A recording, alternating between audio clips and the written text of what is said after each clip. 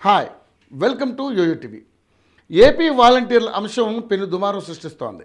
రాజీనామా చేసిన పలువురు వాలంటీర్లు తమను తిరిగి విధుల్లోకి తీసుకోవాలన్నా వారిపై మంత్రులు మండిపడుతున్నారు. ఎన్నికల సమయంలో ఈ వాలంటీర్లు రాజీనామా చేసిన సంగతి తెలిసిందే. అయితే గత ప్రభుత్వం ఎన్నికల్లో ఓడిపోవడంతో తమ పరిస్థితి ఏంటని వాళ్ళు ప్రస్తుత మంత్రులను అడుగుతున్నారు. ఈ నేపథ్యంలో తమ పరిస్థితి ఏంటి, మళ్ళీ తమను విధుల్లోకి తీసుకోవాలని టీడీపీ మంత్రులను వేడుకుంటున్నారు.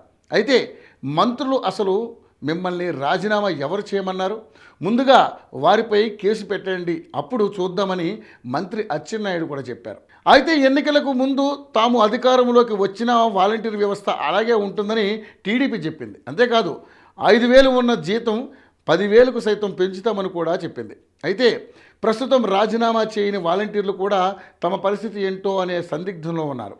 రాజీనామా చేసే సమయంలోనే నేను దండం పెట్టి చెప్పా, రాజీనామా చేయకండి, రేపు తమ ప్రభుత్వం వచ్చాక వాలంటీర్ల వ్యవస్థ అలాగే ఉంటుంది, తమ ప్రభుత్వం వచ్చాక జీతాలు కూడా పెంచుతామని చెప్పాం, ఇప్పుడు అది ప్రభుత్వ పాలసీ అని మంత్రి నిమ్మల రామానాయుడు తెలిపారు. దీంతో వాలంటీర్ భవిష్యత్తు ఏంటని ప్రశ్నార్థకంగా మారింది. ప్రస్తుతం వాలంటీర్ల వ్యవస్థకు టీడీపీ ప్రభుత్వం ఏం చేస్తుంది అనే సందిగ్ధత అందరిలో నెలకొంది. ఎన్నికల సమయంలో రాష్ట్ర వ్యాప్తంగా ఎక్కువ శాతం పల్లెల్లో వాలంటీర్లు రాజీనామా చేశారు. ఎన్నికల కోడ్ సమయంలోనే ఏ ఒక్క వాలంటీర్ కూడా అప్పటి ప్రభుత్వానికి మద్దతుగా పనిచేయకూడదని పక్కన పెట్టారు.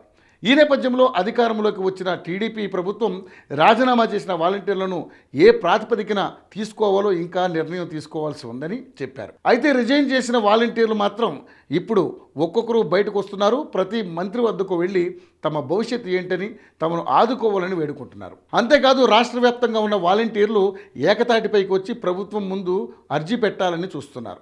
వైసీపీ ప్రభుత్వం వాలంటీర్ వ్యవస్థ ఏర్పాటు చేసినప్పుడు వారంతా వైసీపీ పార్టీకి చెందిన వారే.